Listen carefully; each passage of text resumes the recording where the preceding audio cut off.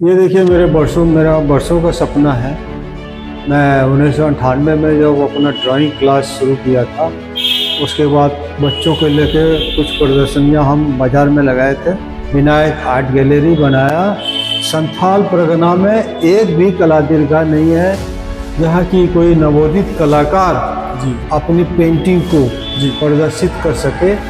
और गुलाम मिश्र आए थे वार्ड पार्षद, तो मुझे ले गए जो कुछ चलो एक दो तो कुछ सजाना है जी। तो वहाँ जाके मैंने कंकाल को सजाया था। और वो पहला शिव बारात जो था रिक्शा पर निकला था। शिव बारात जो देवघर में निकलता है, इसकी प्रदर्शनी तो बड़े बड़े न्यूज चैनल में भी की जाती है सर, लेकिन जो दिखता है उसमें बड़े बड़े राक्षस या भगवान का ही रूप जो दिया जाता है, देख के ही लोगों को लगता है कि इसमें काफ़ी मेहनत है। क्या कितना समय लगता है एक बारात को पूरी तरह से? बहुत तरह का शिक्षा पर बनाया जी, बेरोजगारी पर बनाया, बहुत तरह का काम किया। और उसमें सबसे बड़ी बात यह थी, गार्जियन अपने बच्चों को लेके हाथ पकड़ के लाते हैं और यहाँ एडमिशन कराते हैं, बोलते हैं पुट्टू जी इसको सिखाइए जी। वो माहौल बनाने में 25-30 साल लग गया जी, जो कैसे अपने बच्चों को सिखाए। मुझे बहुत खुशी हो रही है जिसको मैंने सिखाया, आज वो अच्छे मुकाम पर हैं, अच्छे कमाई कर रहे हैं, बच्चों को पढ़ा रहे हैं, घर द्वार बना रहे हैं, अपने फैशन शौन साकत सब बढ़िया से उन लोग निभा रहे हैं। देखिए मेरी जब सारी लाइबिलिटीज ख़त्म हो गया, बेटा बेटी सब शादी हो गया जी। मैंने कला के क्षेत्र में देवघर में बहुत किया, शिवरात्रि के लिए बहुत किया, बहुत बच्चों को सिखाया। उसके बाद मैं खुद अपने लिए कुछ सोचने लगा, जो आर्ट लाइन में कुछ मैं आगे बढ़ूँ।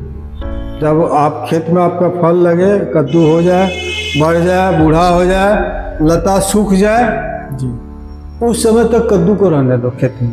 तो 2017-18 के लिए मुझे झारखंड में ऑल ओवर इंडिया में 5 मूर्तिकार को मिला था जी, सीनियर फेलोशिप अवार्ड झारखंड में।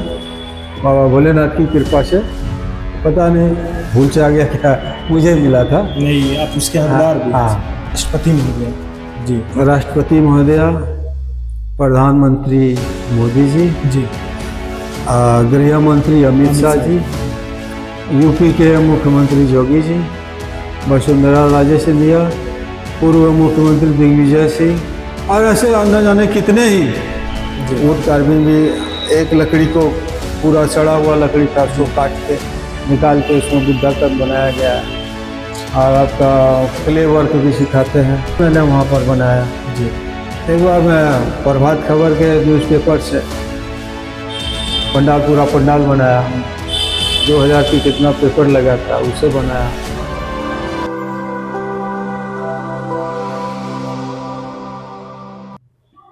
देवघर की माटी में जन्मा एक अनोखा कलाकार, जिसने हर रूप को संवारा अपनी कारीगरी से दिन रात। नमस्कार, जोहार, मैं अभय कुमार झा, आप देख रहे हैं जनता स्पॉट। आज हमारे साथ हैं देवघर के सुप्रसिद्ध आर्ट कलाकार श्री मार्कंडेय जजवाड़े जी। सर, आपका जनता स्पॉट चैनल पे स्वागत है। बहुत बहुत धन्यवाद, आप आए हैं जी। सबसे पहले तो सर इस कला दीर्घा के बारे में बताएं जहां पर आज हम ये वीडियो रिकॉर्ड कर रहे हैं। ये देखिए मेरा बरसों का सपना है। मैं 1998 में जब अपना ड्राइंग क्लास शुरू किया था, उसके बाद बच्चों को लेके कुछ प्रदर्शनियां हम बाज़ार में लगाए थे। 10 साल तक कंटिन्यू हम प्रदर्शनी लगाए हुए। तो उस प्रदर्शनी को लगाने के लिए पैसे की ज़रूरत पड़ी थी, तो मैं डोनेशन के रूप में लोगों से बैनर का ऐड लेके 500 रुपया पर बैनर का ऐड लेके पैसा किसी तरह इकट्ठा करके, किसी स्टूडेंट से मैंने पार्टिसिपेट का कोई पैसा नहीं लेता था, और अपनी तरफ से व्यवस्था करके वहाँ प्रदर्शनी 10 साल लगाया। तो जब 11वां साल 12वां साल फिर शुरू किया, तो लोगों ने कहना शुरू किया जो इसका ये बिजनेस हो गया, पैसा कमाने का जरिया हो गया। उस समय मैं, जब मेरे कान में यह बात आई, मैं तुरंत वो प्रदर्शनी बंद कर दिया। तो उस तरह चलता रहा अपना क्लास चलाते रहे। तब जाके मैंने अपने घर को, निजी आवास को एक 800 स्क्वायर फीट का बाबूजी के नाम से उनकी स्मृति में जी विनायक आर्ट गैलरी बनाया। संथाल परगना में एक भी कला दीर्घा नहीं है जहाँ की कोई नवोदित कलाकार जी अपनी पेंटिंग को जी प्रदर्शित कर सके और लोगों को बीच में जा सके। उनकी बनाई हुई पेंटिंग जो भी नए बच्चे हैं जो बनाते हैं, उनके पेंटिंग रूम में पड़ा रहता है, अंधेरा रूम में रोते रहता है, उसको देखने वाला कोई नहीं है। बिल्कुल। उसके लिए मैं भुक्तभोगी था इसका, तो मैं अपने घर को गैलरी बनाया। ऐसे मैंने पूर्ण तरह निःशुल्क कर दिया। नवोदित कलाकार आए, अपनी प्रदर्शनी लगाए, इसके लिए उनको कोई भी शुल्क नहीं देना है, केवल मेंटेनेंस खर्च का डिमांड रहता है। देवघर सर झारखंड की सांस्कृतिक राजधानी है और यह हमेशा से संस्कृति की धरोहर रही है और बाबा बैद्यनाथ धाम का भी प्रांगण है। जब भी शिवरात्रि के शिव बारात की चर्चा होती है तो उसमें एक व्यक्ति की चर्चा होती है, वो है पुटरूदा। तो इसके बारे में सर आप क्या बोलेंगे? वर्ष 1994 में जी जी, आप सभी को मैं बताना चाहूँगा कि ये पुटरूदा के नाम से पूरे झारखंड सहित भारत में फेमस है। जी सर। 1994 में जी आर मित्रा के और कार्यालय के बाहर बारामदे में जी इसकी तैयारी वहाँ से शुरू हुई। शिव बारात। शिव बारात की गुलाम मिश्र आए थे, वार्ड पार्षद, वो मुझे ले गए, जो पुटरू चलो एक दो ठो कुछ सजाना है। जी तो वहाँ जाके मैंने कंकाल को सजाया था और वो पहला शिव बारात जो था रिक्शा पर निकला था और लाइट में पेट्रोमैक्स था और मात्र 4-5 ढोल था, कोई बैंड वगैरह कुछ। वहाँ से वो शुरुआत हुई। उसके बाद धीरे धीरे इसका बढ़ते गया। उसके बाद बबलू जी जुड़े, हमारे मेयर साहब। जब वो जुड़े तो वो हमेशा मुझे कहते रहे, पुट्टू मामा हमको बोलते हैं, पुट्टू मामा आप पैसे की चिंता मत कीजिएगा, आपके दिमाग में जो आए आप जो आदेश कीजिएगा वो चीज़ आएगा, खर्चा की चिंता मत कीजिए। मैं भी खुले दिल से लग गया और कालांतर ये शिव बारात आज के समय में राष्ट्रीय स्तर तक ये पहुंच गई है। शिव बारात जो देवघर में निकलता है, इसकी प्रदर्शनी तो बड़े बड़े न्यूज चैनल में भी की जाती है सर, लेकिन जो दिखता है उसमें बड़े बड़े राक्षस या भगवान का ही रूप जो दिया जाता है, देख के ही लोगों को लगता है कि इसमें काफी मेहनत है। क्या कितना समय लगता है एक बारात को पूरी तरह से तैयार करने में? शिव बारात देखिए, जब बारात की शुरुआत मैंने की इसको बनाने का जी, तो चूंकि भोले बाबा की बाराती में भूत पिशाच दानव दैत्य कंकाल ज्यादातर की संख्या वही था, जिसको देख के मैया पार्वती की माँ जो है बेहोश हो गई थी। तो कैसा बाराती सब आया, तो उसकी विकृति को दिखाने के लिए मैंने वो भयावह राक्षस बनाया। उस राक्षस जो भी मैंने बनाया उसका कहीं कोई चर्चा नहीं, मैं अपने दिमाग से उसका नामकरण करता था, अपने दिमाग से उसका फंक्शन करता था। समय समय पे थीम रहता था, जैसे कोरोना के वक्त हाँ फिर आया था एक, और तेलगा कांड हुआ था तो तेलगी दैत्य बनाए थे, बहुत तरह का, शिक्षा पर बनाया जी, बेरोजगारी पर बनाया, बहुत तरह का काम किया।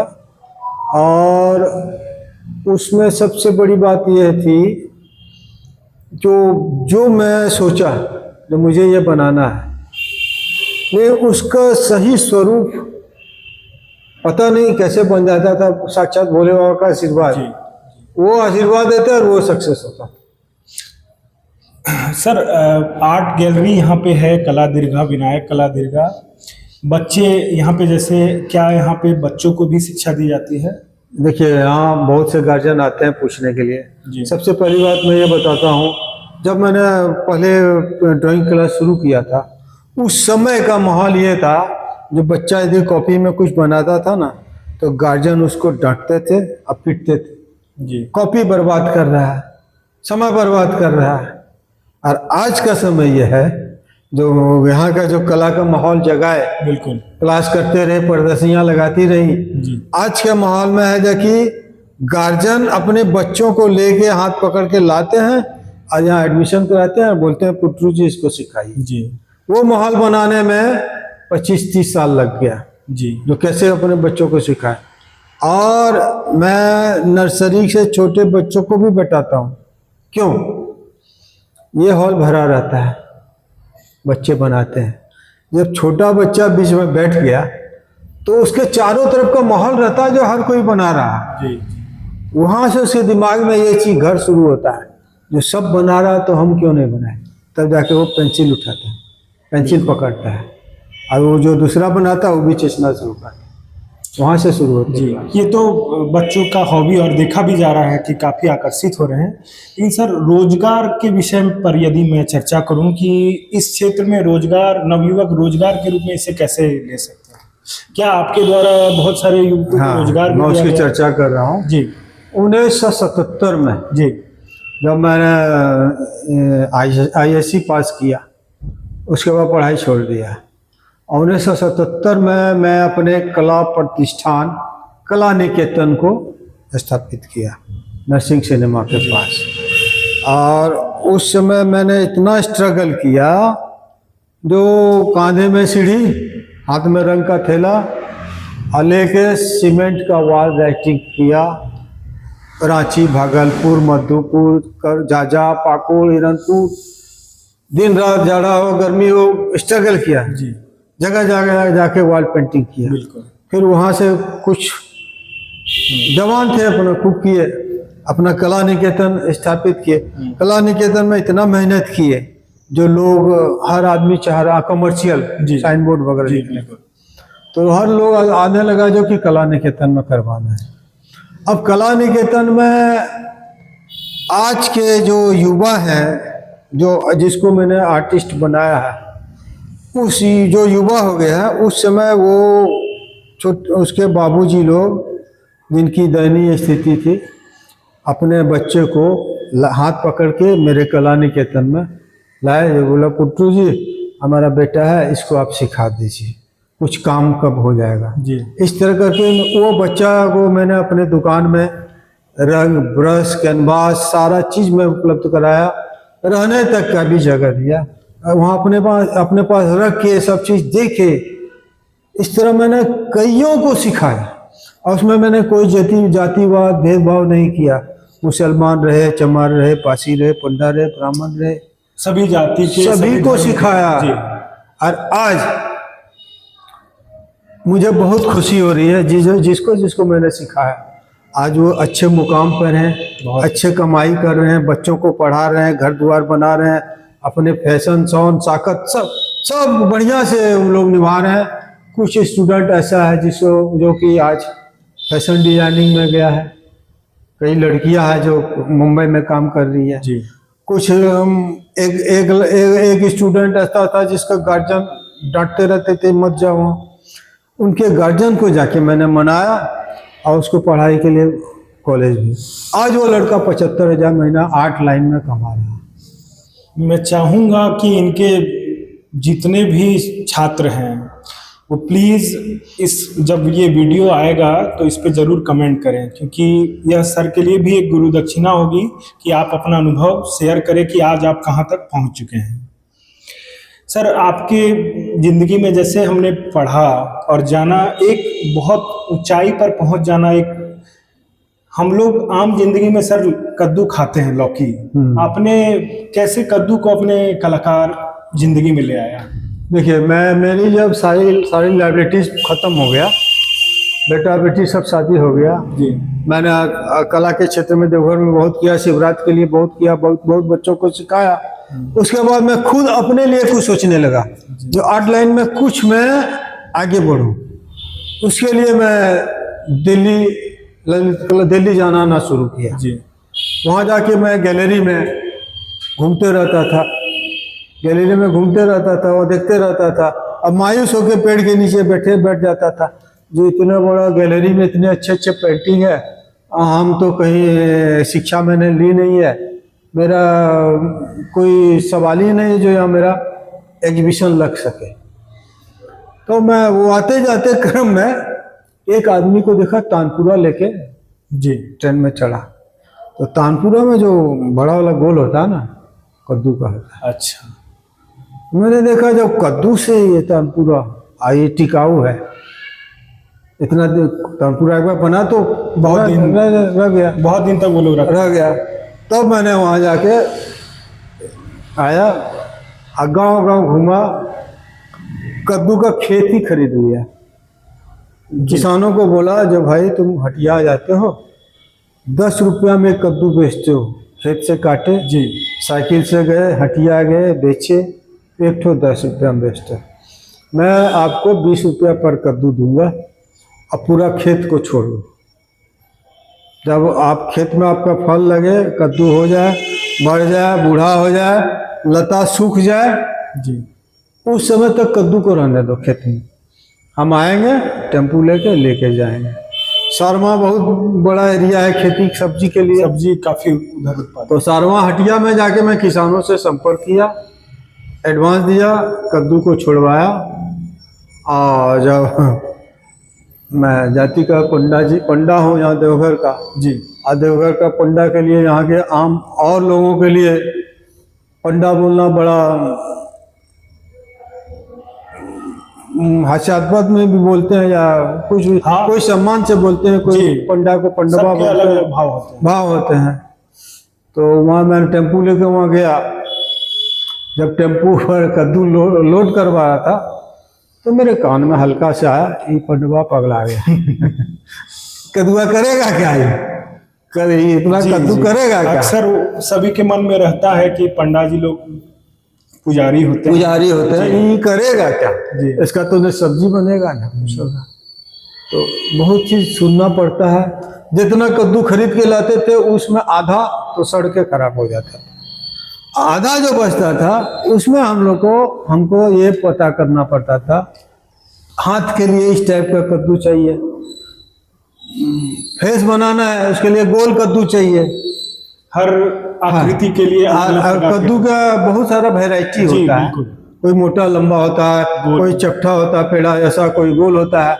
तो 2 सीजन में होता है कद्दू, एक गर्मी में खेत में होता है, जी बारिश में छप्पर पर मचान में उगाया जाता है। जी, बारिश में जमीन में गल जाएगा मचान पे। इसीलिए मचान पे होता है।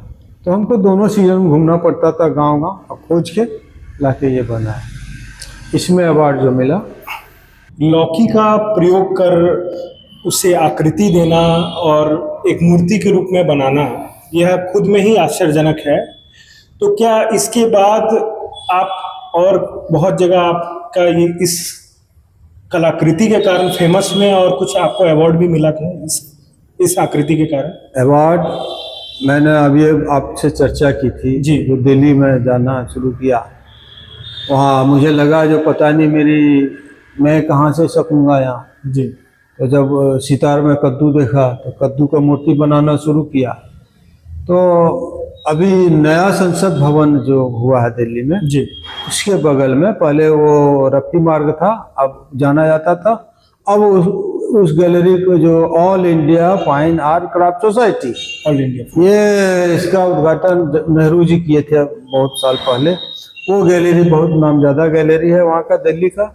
तो वहाँ हर साल एनुअल एग्जीबिशन लगाया जाता है, जिसमें देश के हर आर्टिस्ट को इनवाइट किया जाता। मैंने लोग निकालता है जो आप अपनी कलाकृति यहाँ दीजिए, आपका यदि सिलेक्शन होगा तो आपका आकृति पेंटिंग को सेलेक्ट करके एग्जिबिट किया जाएगा। उसके बाद उसमें ज्यूरी मेंबर आएंगे, आर्टिस्ट लोग, जी वो लोग सेलेक्ट करेंगे किसको किसको अवार्ड देना है। जी 2 टर्म में होता था। तो मैं अपना कद्दू का एक मूर्ति लेके वहाँ गया, पैक था। जी, बहुत से आर्टिस्ट अपना अपना जमा कर रहे थे, फॉर्म भर रहे थे, जमा कर रहे थे। मैं भी गया, फॉर्म भरा तो बोला अपनी कलाकृति जमा कर दीजिए। तो पैक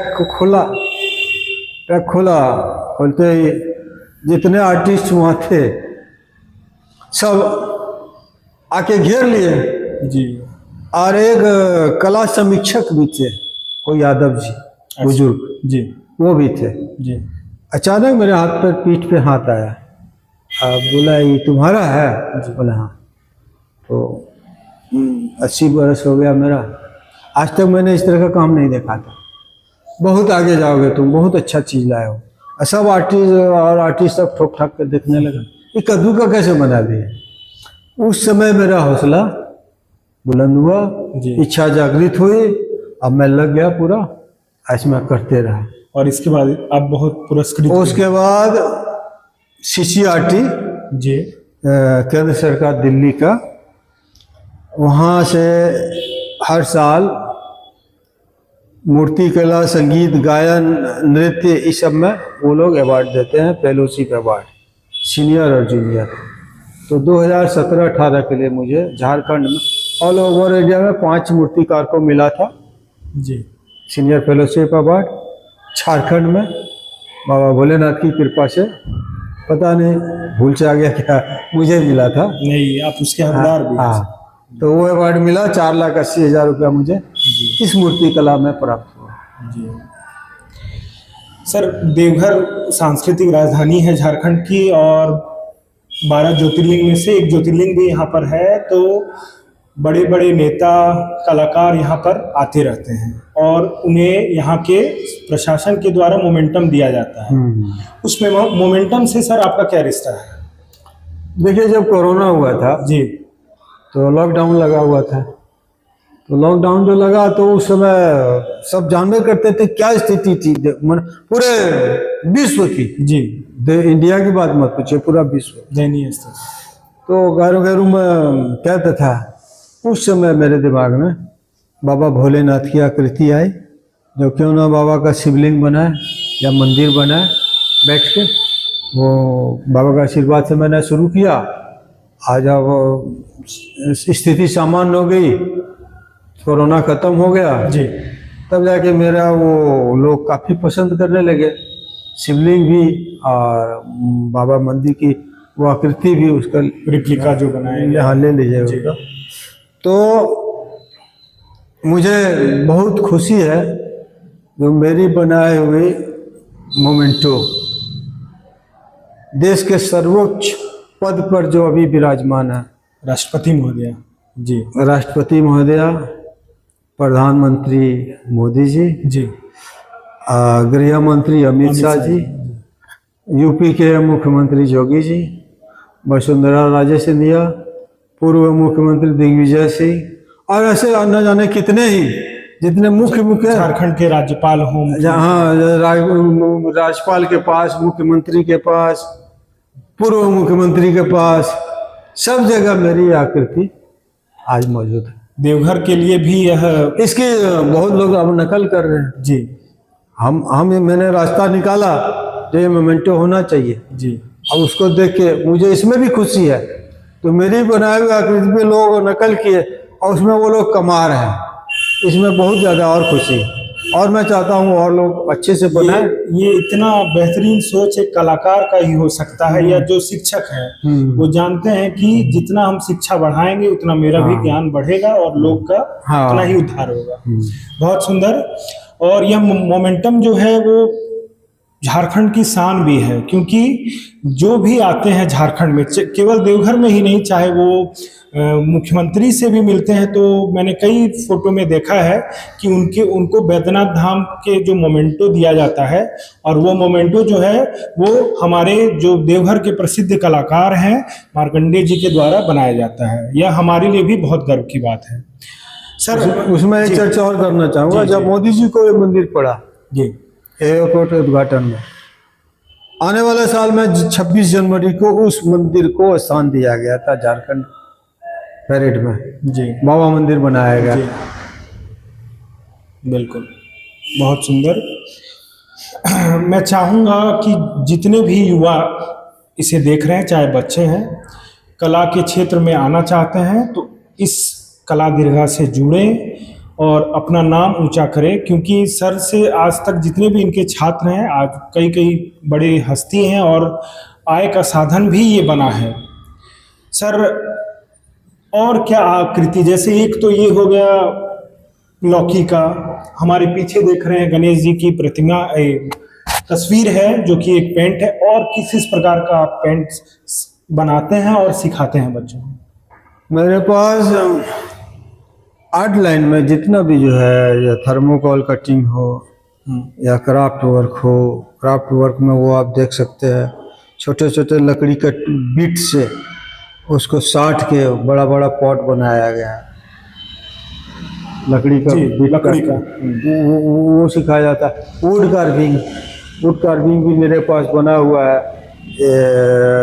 गौतम बुद्ध जी का जी वुड कार्विंग भी, एक लकड़ी को पूरा सड़ा हुआ लकड़ी था, उसको काट के निकाल के उसमें बुद्धा का बनाया गया है। और आपका क्ले वर्क भी सिखाते हैं। मैंने आर्ट लाइन में स्टेज डेकोरेशन बहुत सारा किया, डेकोरेशन सजावट बहुत जगह। मैंने सर दुर्गा पूजा में सजावट से ही अब एक प्रश्न आता है कि यहाँ पे जितने बड़े मॉल हैं वहाँ पर एक विभिन्न प्रकार के पंडाल को देखा जाता है, और जब चर्चा होती है कि किसके द्वारा बनाया गया तो आपका नाम आता है। उसके बारे में कुछ एक्सपीरियंस साझा करें। बिग बाजार में जी अब वायरे हो गया वो, जी चेंज हो गया। वहाँ 10 साल मैं जब भी बनाया एक नया थीम पे, एक थीम को मैं कभी रिपीट नहीं किया, जी हर साल अलग। एक बार मंदिर गया था पूजा करने, सावन का महीना था, तो कोना में देखे जल पात्र ढेर फेंकाया हुआ है, प्लास्टिक का लोग। जी प्लास्टिक का। वहाँ क्रिएटिविटी आई दिमाग में, जो इससे बनाया जा सकता है। जी उसको मैंने लाके बिग बाजार में दुर्गा पूजा का डेकोरेशन किया, जो काफ़ी लोग चर्चा किए, काफ़ी पसंद किया गया। उसके पहले डिस्पोजल ग्लास बोतल जितना कटोरी था, एक बार उससे मैंने वहाँ पर बनाया। जी एक बार मैं प्रभात खबर के न्यूज़पेपर से पूरा पंडाल बनाया, 2000 की कितना पेपर लगा था, उसे बनाया। एक बार सखुआ का पत्ता सब जो होता है, जी उस सखुआ का पत्ता को कलर करके उसे बनाया। कभी बांस का रिंग कट के उससे बनाया। बहुत तरह का मैंने वहाँ काम किया, जी लोग काफ़ी पसंद किए। क्योंकि अब स्वास्थ्य साथ नहीं देता है, अब थोड़ा स्थिर हो गया, घर में बैठ के काम। सर, आप इस क्षेत्र से इतने समय से जुड़े हैं, आपका इतना लंबा संघर्ष रहा है और आपके पास इतने इस क्षेत्र में कला का ज्ञान का भंडार है। आप सब देवघर और झारखंड की जनता को क्या कहना चाहेंगे कि कैसे वो इससे जुड़े, क्या आग्रह रहेगा? मैंने पहले ही बताया, जो पहले बच्चे पेंसिल चलाते थे कॉपी में तो गार्जियन डांटते थे। जी, आज वो समय है जो कि गार्जियन बच्चों को हाथ पकड़ के लाके क्लास में देते हैं। मेरा नाम है आश्वर्ज। मैं यहाँ पे, मुझे यहाँ पे बहुत मज़ा आता है। मैं यहाँ पे 4 महीने से सीख रही हूँ। मेरा नाम है, गणपति जी बना रही हैं। क्या नाम है आपका? मेरा नाम परी है। कैसा लगता है यहाँ पे सीख के? बहुत मज़ा आता है। आगे आगे और सीखना है बड़े बच्चों को भी? हाँ, क्या आपको क्या बनना है? डॉक्टर। देख सकते हैं आप।